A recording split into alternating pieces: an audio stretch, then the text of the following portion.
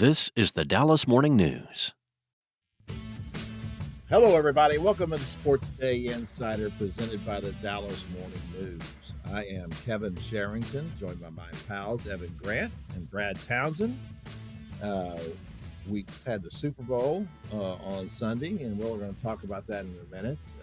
Debbie made her famous chicken wings. They were spectacular. Wait, there was a game? Yeah, it was kind of a game. And here's the thing. I don't want anybody complaining about the CFP and say, oh, see how imbalanced all this is. It's a blowout, and that's why this is not good. We have to do something else. Well, the last two Super Bowls have been decided by 16 and 18 points, right? So I don't want to hear about that anymore because we're not adjusting the playoffs in the NFL. So sometimes that just happens. I'll just say this, and then I want to get to Brad because we're building this podcast around Brad. Bad Brad. Bunny or bad Brad, Bad Bunny. I like that. I like Bad Brad. That's good. Bad Brad. I will just say this. I want to give Jason Garrett some props here because he picked Seattle by 17 points, 34-17 on the pregame show on NBC. And I was like, what? Everybody else was within 5-7 points. And he predicted a 17-point win, which is, I mean, when we consider Jason Garrett's personality, that's way out of the norms for him. But props to him. Yeah, you must have missed Tim Calishaw on our very own newspaper and online predicting a 29-14 score. Did he really? Yeah. I didn't see and he that. went 12-1 against the spread during the playoffs. I mean, Hey, can listen? We've know heard all all about of that. Tim's breakdowns. I mean, I'm just stating it ain't bragging if you're just stating facts. But Well, that's true. That's good. Yeah. 29-14. Wow. All right. Props to Tim. All right, we're going to get back to the Super Bowl in a minute here, but we need to jump right in this stuff here because we're on a tight schedule. There's a lot of things. I'm not on a tight schedule, but everybody else is. So at any rate, That's the usual case, Kevin. that's the usual case. I got nothing going on. Brad, since the last time we talked to you and since the last time we made this podcast, the Mavericks kind of made a big trade. And, there's been a lot of different reactions to it. And I think in one case, my problem with the reaction is that people are saying, oh, look, this is all they got for Luka was a first-round pick, Max Christie. Well, 3 first-round picks, Max Christie, and 3 second-round picks. And that's all they got. You can't look at it that way. I mean, The water's under the bridge, right? right. Well, yeah. In that vacuum you mentioned, yeah. If you just with the what they got back for Luka Doncic, it's not even. It's infinitesimal, right? But in terms of the Anthony Davis trade, I give that trade a B+, given what they gave up, what they got back. I did speak to one NBA person who I trust, said he thought that the Mavericks actually turned down a better situation. He said that actually Atlanta offered 4 second-round picks for Gafford, and that the Mavericks were holding firm on wanting a first-round pick. So I get that. Maybe our second-round pick's that valuable. Well, I don't know. Teams are stockpiling them for sure to use for trades. But then the other aspect of that was that Toronto actually offered a more attractive package in terms of picks, including 1 or 2 first-round picks. But the problem there is that Toronto would have wanted Dallas to take back Jakob Poeltl. He's averaging 9 and 8.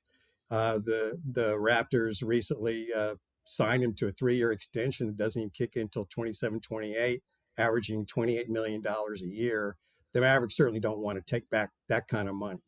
So I disagree with this NBA guy who says, well, the Mavericks would have been better off going with that route. I think they could still trade Gafford, in the offseason. So that's still out there. But listen, there was a psychological deal and there was a financial situation.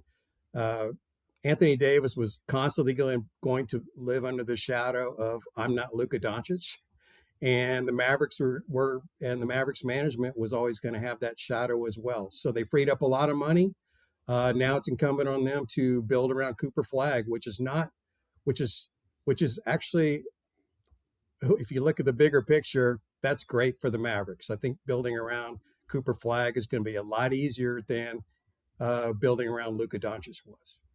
And look, I'm just going to say, I want to say, Evan wants to say something here because he's been making this point now for 2 weeks. So Evan, you go ahead. Yeah, I mean, look, Brad, I'd give him a B just for completing the trade, because I thought that getting rid of Anthony Davis at this point in time and making the messaging clear that, hey, we're building around Cooper Flag, was a necessity for where this team had been. And to your psychological point, I agree wholeheartedly. I think that they got some usable pieces going forward, and add all of that onto it. I'd almost push them up to an A. Not that I have any evaluation skills of NBA players. I just think they like you said, they stockpiled some draft picks, and they got, and for me, the most important part was closing this chapter. I just look at what the messaging has been publicly since that deal got done, and I think what was kind of stated as, not overtly stated, but we all knew what was coming, right? When they got Cooper Flag, this team was going to build around Cooper Flag, but now that's unfettered. There's none of that noise in the airwaves. It's all Cooper Flag, and it's like a new era for the Mavs. I don't, and I know what Evan is saying. But I was willing to wait, until after the season for them to do a deal if they thought that was going to be best, if they thought it was going to be best for the new GM, all those situations. There's, the rest of this season is over. I mean, they weren't going to the playoffs. It wasn't like Anthony Davis was going to come back and now now that's it. Look, see, this is what they can be, and we can go into next year and that there's really something to build on now because he's gotten back and this has happened. None of that was going to happen. Anthony Davis was going to disappear. But I was frankly shocked at the deal, right? Brad and you and I were discussing it with text messages about, how well, what's the best thing to do here. And the salary dump to me obviously is huge. And that's for me, that's the biggest part of the trade, is that now you freed up $70 million going into next year. And because I don't see any of those guys coming back, right? The expiring contracts on the players. They've got everybody except for Tyus Jones. He's the only one who's under contract for next season. Right. I mean, maybe AJ Johnson would be a guy that they keep going forward, but I'm sorry. AJ Thompson is also under contract, isn't that? That's right. Yeah. But the others probably not. So, and the whole thing about second round draft picks is just for draft capital, right? That's why you have them. That's why people stockpile them, is trying to make a trade. And so Daniel Gafford, as you pointed out, and thanks for that reporting on that. It's interesting to know. I wouldn't have done either one of those trades either. Well, I'm not trade Daniel Gafford for you. I don't have to have a first round draft pick for him, depending on what the first rounder is.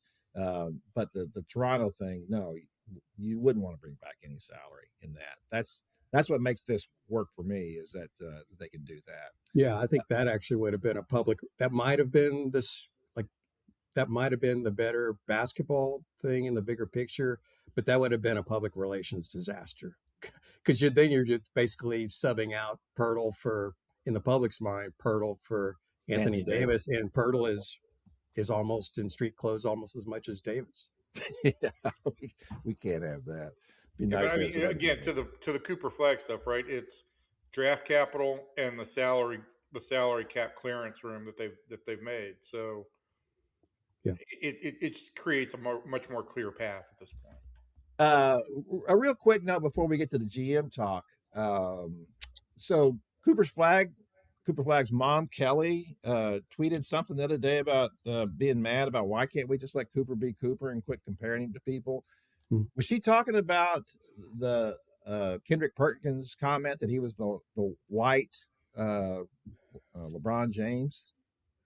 It's unclear. That would be my guess. And I don't have a problem with her. I like the fact that that's what moms do. If my mom had been on Twitter while she was still alive, she probably would have, tweeted back at some fans for getting on my case about things. But the thing that was I could, ironic to my me is mom. I the wouldn't want thing to that my was mom. the thing that was ironic to me is that her tweet came out on the same day where we learned that Dirk had sat down with Cooper, and people are going to be making that comparison, just not necessarily like what they each bring to the table as a player, but being the face of the franchise. And I think most people, and Cooper was very welcoming. I thought it was a great talk. It wasn't necessarily an interview, but it was it was a great talk between the Mavericks' greatest icon and the Heir second apparent. removed heir apparent after Luka. Yeah, Yeah. Okay. But I All think right. there's actual use, right, to Dirk sitting down with him and talking about like what goes along absolutely. with being the face of the franchise. I've got, and Kevin and I have been through this on baseball players and some other guys. I do have a problem with a guy 40 games in his career being compared to, comp to one of. I understand where the mother is coming from, 100%, Sure. because it's just not fair to comp an 18 or 19-year-old kid to one of the two greatest basketball players in history, and that is something that we do. We glom on to these comparisons to set the the stage so high, and then invariably, somebody's going to call that back and say, well, if he doesn't end up in the conversation as the greatest player of all time, then he was a failure, and that's not the case here, clearly. Well, but it's also it's kind of a nice thing, right? Being compared to people. It's not There's a like they say compliment. There's a compliment aspect to that for sure, 100%. you're not. He's not calling him a bum. Holy cow! I will have to say, I'm making that comment about Cooper's mom because she has kind of a colorful history with her social media posts. So it'll bear watching as we go forward. All right, so Brad, tell us who made this deal, because right now the Mavericks have co-GMs, Matt Riccardi and Michael Finley, and so both of these guys could have been on the phone with Will Dawkins in Washington. So tell us who was it that made this deal? Well, in terms of the Washington trade, I've been told that was Riccardi was doing all the talking with Washington, but I specifically asked Riccardi and Michael Finley during the media gathering the other night, how did y'all divide this? I mean, and Finley said rock, paper, scissors. And but Riccardi made the point that one guy can't be contacting 30 different teams. And so there was a natural division from that standpoint. So I can't specifically say like Michael Finley took exactly 15 teams and Riccardi took 15 or which ones those were. But in terms of the Washington deal, it was Riccardi. And listen, I think it's natural. Fans were already on social media comparing the two. They're sitting side by side on the days, answering questions from media, and fans were already kind of making the comparison. Well, which did a better job as a public spokesperson? And I would give the edge to Riccardi there. I thought his answers were a little more expansive, a little more thoughtful. Michael, I've known Michael for a long time. I actually covered Michael when he was a Maverick here. His answers were shorter, and he was being more coy. But listen, that's not the number one reason you have a general manager. But it is important. It is important because I think that's an area where Nico Harrison failed, is being a public spokesperson. Absolutely. As the face of the franchise there, because first of all, you always had Mark over your shoulder, and that was always going to be an issue for any GM. And maybe there was part of Nico, or at least I thought there was a part of Nico. It's just like with Jason Garrett with the Cowboys, and Jason never said anything to the media, and I always felt like he thought Jerry's saying enough. I don't need to be talking any more than this, and that maybe I thought early on that Nico just thought that. Well, clearly that was just Nico's nature, though. He didn't matter who the owner was or what he was saying. He wasn't going to say anything. So that's a great point. Well, and that's fine. In fact, during the finals run, you didn't hear from Nico, and that actually plays well. But things are going well. He's not sticking out his chest, taking credit for it, right? Right. However, when things go sideways and you're the guy who makes the most controversial trade in NBA history, and Coach Jason Kidd and the players are continually left answering questions game after game, where the home fans are booing and fire Nico, and those guys are left holding the bag, so to speak. That was not good. The way No, Doug we, Melvin once explained this to me, Brad, this exact concept, and you're 100% spot on, was, and Doug will be promo time. Doug will be the guest on the Rangers podcast this week. But as the GM, he thought his responsibility was, when there is something good that happens, find everybody that's possible that you can give credit to. Mhm. And when something bad happens, make sure that you are available and accountable. And that's the responsibility of the GM with the media. Um, it's very simple, and I think is if people understand that going into the job, uh, they're treated very, very fairly. It's when when you either glom for or grab credit or shirk blame, which we had the GM that followed Doug Melvin into Texas in a lot of ways did that. You have problems, and that's exactly what I saw take place with Nico. On top of the idiotic trade, he made it an untenable situation just by the way he handled everything after that. all right. So let's talk about the situation with the GMs. Matt McCarty made this deal. I thought it was a great deal for what they could, for the circumstances they were under. I thought it was great. That's the only way you can judge that. You can't judge it by the Lucas stuff. That's all water under the bridge. This is what you have to do. If you're trying to make it into a steal now, you were never going to get anything for him. Never. People are just not that stupid. Luke is About done. AD. That's done. It's time to move on from that. That was the whole idea. Absolutely. So going forward, Brad, when the season is over, they can't go on with co-GMs. It's a nice concept. It's all buddy, make a nice, TV show. But that's not going to work. So does Matt Riccardi get the deal or get the job, or do they open it up outside? And if they were to do that, who would be a good candidate for the job? I would say, if they stay internal, I would say that Riccardi has the edge. They both have a good relationship with Jason Kidd, which is important, because I'm not sure that Jason Kidd and Nico, while they started out as a pair, I don't think that they finished that way. I think they were at odds on some personnel decisions. But I do, if you take Patrick Dumont's history, very short history with the Mavericks, I've been told he is turning over every rock. He's considering every possibility. And so if he can make a big splash higher, he will. And I think I haven't reported this, but I'm putting two and two together. I think the Golden State situation bears watching for the rest of the year. Steve Kerr is on the last year of his contract. The Warriors were very public in saying, here's why we haven't extended Kerr. He was on board with that. The Warriors did nothing of consequence on the trade deadline except getting rid of Kuminga. Taking back, Porzingis is not going to get Golden State to the next level. And the bottom line is Steve Kerr and Rick Welts worked together in Phoenix. I mean, this goes way, way back.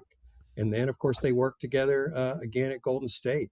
And so that is a name to watch for. I really believe that.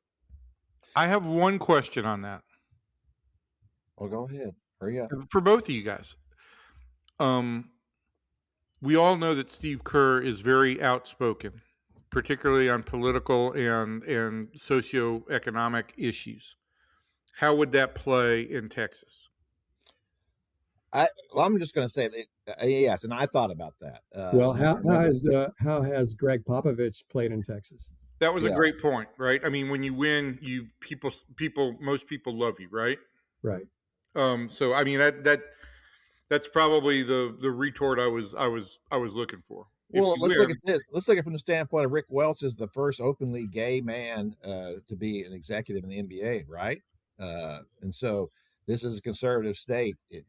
That doesn't seem to bother anybody, and it shouldn't bother anybody, and it shouldn't bother anybody about Steve Kerr's views on guns and other things he's talked about openly. So I think if you could get Steve Kerr, that is a home run hire if he were to be available. And that was one of the views we had when Patrick Dumont hired Rick Welts, right, Brad? Right. You know, He could build- you went out. right. And He's got good. He's going to build a great arena like Chase Center, Yeah. not with some similarities. And he's been he's been building a business staff here, and he's got relationships everywhere in the NBA. Yeah, I think that I think it'd be a great hire. I'd be all for Steve Kerr. Now, I wrote the other day to whoever made this trade should be getting the job full time. I think that Matt Riccardi has earned that possibility. But if you could get Steve Kerr to come, then I think that's a home run hire. Now, the question is how long Rick Welts, does he want to hang around? If he hangs around for another couple of years, I think that's certainly enough time for Steve Kerr to establish himself in this role. And he doesn't need to be babysat after that. So that all bears watching as well.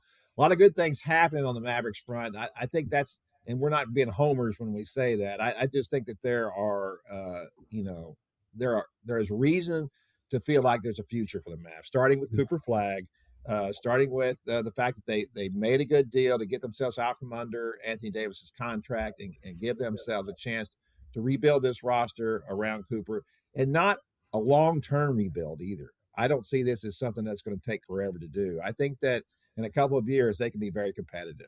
But Brad, I'll leave that to you for the last word on the Mavericks. I would just in general say there's a much needed breath of fresh air blowing through the organization. We'll leave it at that. Hope and excitement are the two biggest elements. Don Nelson always said this: hope and excitement are the two biggest things that you can bring to your fandom, and the Mavericks have that. Yeah, they do. They do have that. All right, before Brad gets out, because Brad's got big things to do. So the Super Bowl was, we teased that at the very top, was bad. I mean, you can talk about the great defense all you want to, and certainly Seattle has a great defense. By the way, one of the defensive ends for Seattle, he didn't have a big game, DeMarcus Lawrence. He had a quarterback hit and a couple of tackles, but he still makes a presence. I watched him a lot during that game just to see how he would do. For his age, he's just such a physical specimen. He just still gets around. He's always running to the ball. Doesn't matter where it is on the field. If the play is in front of him, behind him, wherever, he's always moving, always running. We've talked ad infinitum about the Micah Parsons trade and what a disaster that was to lose your pass rush.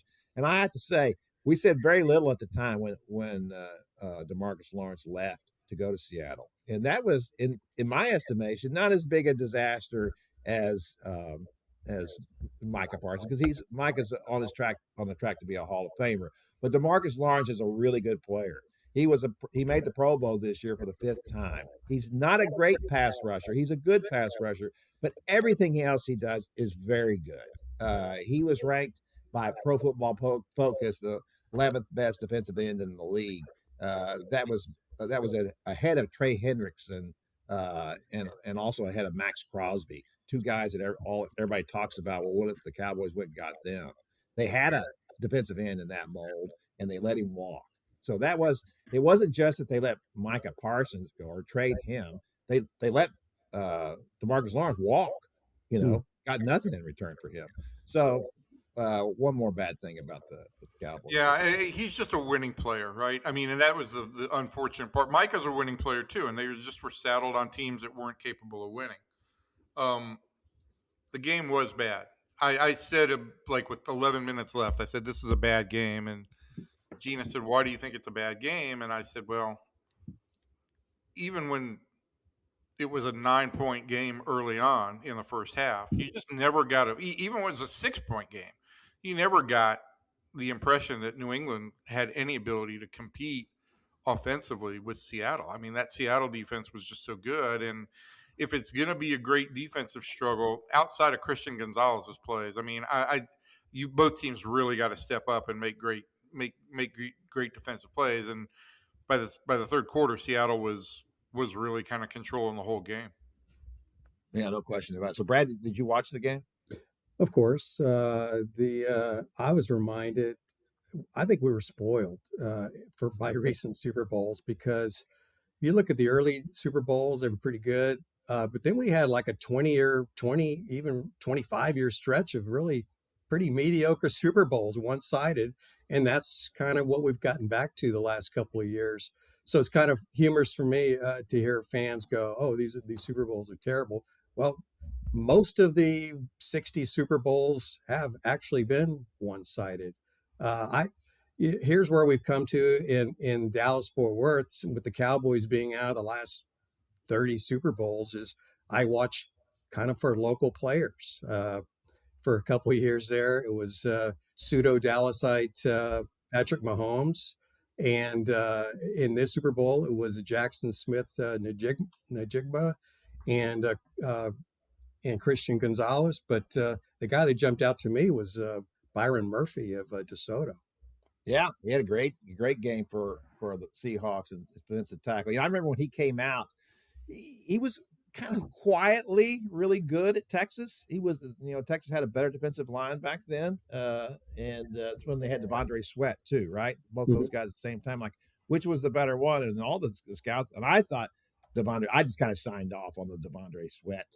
He's just such a great, copy. Just this huge guy. And he was funny, and it was all great. Then everybody said, well, really, actually, Byron Murphy's the better defensive tackle of the two. And Sweat's been pretty good too, but Murphy's become part of a great rebuild there. Here's another shot at Jerry Jones, because we talked about this somewhat before the Super Bowl, and the fact that both the Seahawks and the Patriots were teams that had been to the Super Bowl, right, in 2013, and then complete makeovers and come back again. And we're still waiting on the Cowboys. Well, been there, done that, repeated, rinsed, washed, and yeah. And John Snyder has done it there's not a single player left from that last Super Bowl, not the coach, not the players, nobody. He's done it all with a different crew. When you can go to the Super Bowls with different quarterbacks, much less different head coaches, that really shows who you are as a GM, in my mind. I mean, anybody can stumble onto a great quarterback like Tom Brady or a great coach like Bill Belichick, but when you're doing it with different head coaches and different quarterbacks, that really shows the extent of what you're capable of doing. All right, we're going to let Brad walk now. He's got things to do and mess with a couple of numbnuts like me and Evan. But we appreciate you coming on, Brad. It's some good stuff, as always, and we'll have you back to talk more about where the Mavericks are headed, maybe if we get an idea of what they're going to do at this GM position. Well, thanks for wrapping me into this. Sure. It's always good to have Bad Brad. Bad Brad, I like it. Let's not let that grow wings, okay? No, I figured that's what Sydney called you. Well, yeah, on some days. All right, there goes Brad. We're going to talk about the Rangers now. That's where Evan is, out in Surprise. Hold on. We never talked about the halftime show. We never talked about the halftime show? No. Oh, Bad Bunny? You want to talk about that? Let's talk a couple minutes about the halftime show. Look, this is going to get me in trouble. I love the halftime show. I couldn't understand a word he's saying, obviously, but yeah, I thought it was cute. I thought it was fun. I thought it was, I'm sure it didn't look that great from when you're in the stadium, because it was, what made it good was all the close-ups of things and people having a good time and all the rest of that stuff. But I thought it was good. Listen, let me just say, my genre on Spotify is dad rock. Okay. I mean, I have bad musical taste based on what the kids say and what everybody else says. So I always look at the Super Bowl halftime show knowing that probably the artist is not going to be my genre. So I'm just looking at is it a good beat that I like? Is it something that's fun? And is the production good? And I'm going to tell you, first of all, the production on this was maybe the best I've ever seen of a Super Bowl for me, because the visual aspect of really portraying, Puerto Rico and Puerto Rican pride really came through. From the sugarcane fields to the bodegas to even the way the little casita was built, all of that. And the power lines are a very important symbol in Puerto Rico as well. The music was all great. I didn't understand a word of it, but you know, the the great thing to me too was like the next morning when you start to find all the Easter eggs that are in this whole Super Bowl halftime show, that Ronald Acuna Jr. was on the stage, that Cardi B was there, that Pedro Pascal was there, that the first, JJ Barea was got a shout out. yeah, I mean that the first thing Bad Bunny said was, actually, if I'm at the Super Bowl, I made it because I never gave up on myself, and you shouldn't give up on yourself too. You're worth more than you think. That's as uplifting a message as I think I've ever heard at a Super Bowl, right? Um, I thought it was, without getting political, I mean, I just thought it was a fine halftime show. It wasn't something that it wasn't something that I, watch or listen to regularly, but I enjoyed it for the spectacle. Look, here's the thing. People are upset that I've seen. People are upset that it was all in Spanish, so they couldn't understand it. I thought that was disrespectful. Then I saw that people said, and he's flying a flag of another country. Puerto Rico is a territory of the U.S. So along those lines, I will say that I saw, Kevin, you're spending too much time on Twitter these days following Cooper Flagg's mom, but somehow on my timeline, I did see a tweet from John Rocker, which should have made me avert my eyes. And he talked about foreigner speaking in a foreign language. And I actually had to respond to that. And I said, look, you dolt. And I used the word dolt. Maybe you don't remember this, but Puerto Rico is an American territory. And you should, since you went to winter ball to play there when you needed a second chance ahead of your time with the Rangers. So, these hot takes, it would be great if these hot takes were based in fact. That's the thing for me. And just too many people worked up over the halftime show. It took on a life, and we're talking about this as much as the game, but it just took on a life that was all its own. Well, here's my response to not being able to understand the words. When I was in high school, my favorite artist was Elton John, and I couldn't understand a word he was saying in the songs. I loved it anyway. So anyway, with my hearing, I can't understand a word ever, and so it's all just noise to me. And our producer Christian Vasquez points out that he also gave a shout out to Luca at the halftime performance, which I guess it would have been a good idea if they'd done subtitles, right? And maybe I could have done that, and then we could have had it in English, and maybe that would have been really cool. No, we had the caption. We had closed captioning on because, again, the hearing impaired. But the lyrics were all in Spanish. Still in Spanish. Well, but it would have been nice. But look, I don't know anything about what's going on now in music. We watched the Grammys the Grammys the other night, and it's like he won everything, and everything I've ever seen or heard about him, and people can talk about him all they want. He's a nice guy, and he's a guy interested. He's a guy who loves where he comes from. And that's all anybody can ask. You have to love where you come from. And I just want to say this and move on from this. It's not like if you chose that you prefer to watch Kid Rock, that's fine. I don't have a problem with that. I just don't think that this determines where you are. This should determine where you are on the political spectrum. But enough about politics. Let's get to some good news. The Rangers. Is that good news? So when I was checking in at the airport on Monday morning, the guy at the ticket counter actually recognized me. He said, "I bet you're going to Phoenix." I was checking my bags. He said, "I bet you're going to Phoenix." I said, "Yeah." And he said, "You're going to spring training, right?" Blah, blah, blah. He said, "You got to know your passengers." And then he said, "Are they going to be good this year?" And I said, "Well, I don't know. There's a lot of questions." But he said something that stuck with me. He said, because I haven't sensed from readers that there's a ton of enthusiasm going into the season. And he said, when they're hard to watch, it's easy to lose enthusiasm. And that really stuck with me because this was a hard team to watch last year, despite the fact that Jacob deGrom and Nathan Eovaldi were masters on the mound, and Jack Leiter did a lot of really great things. This offense was just hard to watch because it was so repetitive in a bad way. And so I think, if this offense can come out early in the year and just demonstrate that they're different in their approach, I think they can win back fans very quickly.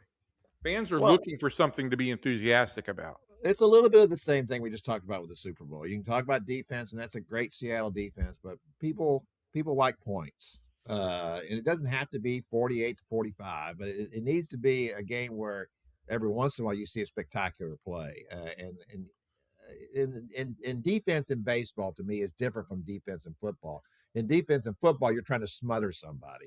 Defense in baseball is spectacular plays, and the Rangers are capable of that. They probably won't be as good defensively as they were last year because they lost two guys in second base and right field who were very good at Gold Glove caliber players. The guys they replaced them with are not going to win Gold Glove. I don't know. So I think Josh Smith has a chance to be a really above average fielder at second base. I think he has a chance to be above average. I don't think he has a chance to be Marcus Semien. I think Marcus Semien is still at his age a terrific second baseman, great range, and also great arm. Just the total package as a defensive player. But having said all that, what we want to talk about today before we have to get out of here, because Evan's got to go. He's got to go. First workout this morning. Can't miss that. Is the pitching staff. So obviously we know that if everybody's healthy, that Jacob deGrom and Nathan Eovaldi and Jack Leiter are going to be 1, 2, and 3. Is that Mackenzie let me Gore say will be first, three. is 1, 2 would Eovaldi be number 2 and deGrom still be number 1? Hang on, Kevin. You missed Mackenzie Gore in all of this. Oh, Mackenzie Gore, I forgot about him. You're right. So well, let me start with the first two. I think going into the season, you would have deGrom number 1 and Eovaldi number 2. I think if they get to a situation where Kumar Rocker is the 5 starter, it makes it all that much more logical to have Eovaldi 2 and then Rocker 5, because I think in that situation you're going to want to have Jacob Latz pitch likely behind both those guys, and so that gives the most separation between the two. Okay, all right. So after those 4, then we're talking about the 5th starter here, the candidates for that, and so go over the candidates. The candidates for the 5th starter job are it's 2 guys. It's Kumar Rocker and Jacob Latz, and I think Jacob Latz goes to camp with a little bit of a head start, a lot of a head start in terms of performance. But I think if the Rangers truly are looking for the best team, they would like for Kumar to demonstrate that he's ready to be in the major league starting rotation. Because if he is, then you can slide Latz into the bullpen in a very high leverage role, whether that's pitching multiple innings early in the year and then the last inning later in the year, or whether it's pitching just high leverage from the outset. Jacob Latz is going to have an important role on this team, whether it's as a member of the rotation or as a member of the bullpen. Kumar has to win the starter's job or he's going to open the season again in AAA. So I think that there are 2 pitchers on my list of my column for Tuesday morning was about 5 pitchers who have the most opportunity to gain in spring training, and those are 2 guys on the list. But I think for Kumar, it's kind of an all or nothing thing, where for Jake Latz, he would prefer to be a starter and he wants to be a starter, but I think there's still going to be a very important role for him one way or another. All right, this is an interesting thing to me because watching Latz talk last year, and I remember asking him this question after one of his starts, which was very good, and I didn't ask it in the way that he answered it, but I loved his answer, and I said, well, what did you think when Bruce Bochy told you whatever it was he told him? And he said, well, it was a Hall of Fame coach or manager telling me this. It was the greatest thing ever, which I thought that was such a great answer. And it was my point about Bruce Bochy all along and what he means even to young guys. But that's the thing about Jake Latz. He's not that young. He's 29, right? Well, I mean, he along those lines, he also had a conversation with Chris Young on the bench that I noticed. I forget exactly when it was during the year. But almost immediately after that, his performance picked up. And I had thought that at that conversation, Young was saying we may need to send you back down. I thought it was almost like a, hey, we're gonna send you back down for a while. And I asked Jake about it, after he had pitched well for a week or 10 days, and he said, No, it was more of a pep talk. And he told me how much he believed in me and that if I was aggressive, um, how effective I could really be. And that meant a lot to me. So, I mean, I think both those conversations kind of dovetail. And I think the other part of that is it's pretty clear that Jacob Latz listens, right? He hears what people are saying. And I think that's important. So, uh, he wants to be a starter. He can be a starter. The last guy that I saw that had this much desire to make the conversion from reliever to starter was another left-hander in C.J. Wilson, and he put together 2 very good years for the Rangers in that rotation. Yeah, listen, the Rangers can hope and wish all they want to. I just don't see Kamar Rocker. Just because Jack Glider put it together last year doesn't mean that Kamar Rocker is going to do it this year. There have been issues with Kamar, things like, covering a base and not paying attention to the runners and the fact that he doesn't have confidence in his pitches and he's constantly shaking people off. And, there's just a lot of things going on with him that he has to straighten out. I believe now, and I didn't think this before, I believe now that ultimately the hope for him should be as a back end of the bullpen guy, because he should be good at that, and it doesn't require him to have command of several pitches. He just needs two. So I think that that's probably the best plan going forward, because just what we talked about here, the value of Jake Latz too, obviously, is to come in to help relieve these guys because he's been very reliable. But you're also going to need some innings from that fifth starter, in my estimation, just because of the fact that Jacob deGrom and Nathan Eovaldi will probably be on pitch limits here. So somebody in that rotation is going to have to give them a lot of innings. I think that Mackenzie Gore will do that. That's his history. And I think Jack Leiter can do that. But you're going to need a third guy that's going to give them some innings as well. Well, but that's the chief concern on Latz. Well, yeah. I get it, because he hasn't done that, and he hasn't piled up a lot of innings before either. I just think that I'm more confident in him now. Well, look, anybody should be more confident in him than right. He had a great year last year. Yeah, he had a great year in Kamar. So I do think that I don't think that my prediction is that Kamar Rocker is not going to start the season. I think you just I think you just laid out the case for what Kamar needs to show and not show during spring training. I think he needs to show confidence in something off speed and hopefully something down, because I think the biggest problem is that both his pitches stay in the same plane pretty much, and so batters aren't having to really adjust their eyes. You've got to have something you can throw down in the zone a little bit more. And so that's where a changeup or something off speed would really come into play. Now, I will say on the two bad fielding miscues that he had in that game against Tampa Bay really stuck out, led to a demotion, which he was called back from for briefly afterwards, and showed some progress on the fielding stuff. And I think the Rangers feel like he really listened on the fielding stuff and took that to heart. But, and I mentioned this point, the last thing he can afford to do is go out there and make a mistake in the field this spring, because if that happens, it's just going to raise that specter of what he did last year. So, yeah, there's pressure on Kamar. And I get your point about the back end of the bullpen. Let's just be clear on two things. The Rangers didn't draft him to be a back end of the bullpen guy. You don't use the third pick in the draft on a back end of the bullpen guy. So they're gonna give him some runway to try and be a starter. But the second part of that is, if by some chance they were to say that Kamar Rocker this year needs to go to the bullpen, I don't see a situation. I'm going to ask about this, but I don't see a realistic situation where that would happen at the start of the year. I think that would happen mid-season somewhere, or at the minor league level. So for me, it's either he's in the rotation or he's in Round Rock. Yeah, I don't have a problem with that. I'm just saying that, look, we've seen plenty of first-round picks, and the Rangers have had plenty of them who never did anything.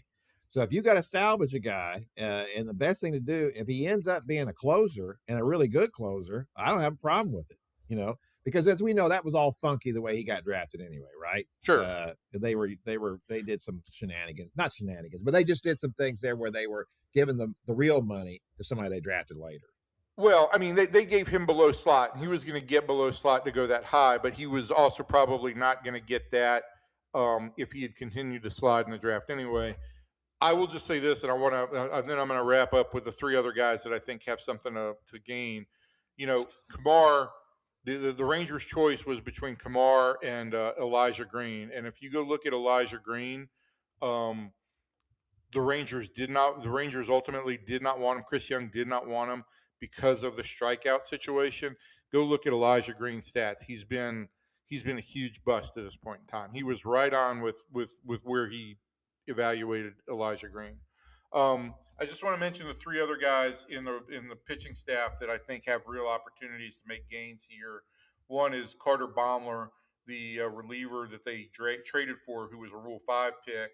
He's got velocity that took about a 4-mile-an-hour jump last year to 95. He's got a chance to win a spot in the bullpen, and since you'd have to offer him back to Baltimore if he doesn't make the club, I think he's got the inside track on a job. Two other guys, Mark Church and Gavin Collier, both 24-year-old right-handers from the Atlanta area, both 2019 draft picks, and both guys with upper echelon fastball velocity. They're both in the 95 to 99 mile an hour range.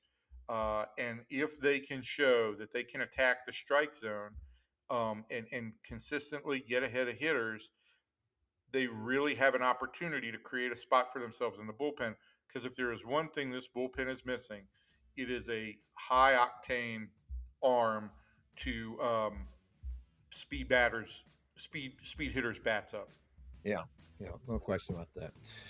All right, that's going to do it for us this week. We appreciate you coming in. We'll be back next week, and we'll talk some more. We may even do a Rangers roundtable next week with our old pal, Sean McFarland. I shouldn't say old pal, our young pal, Sean McFarland. Yeah.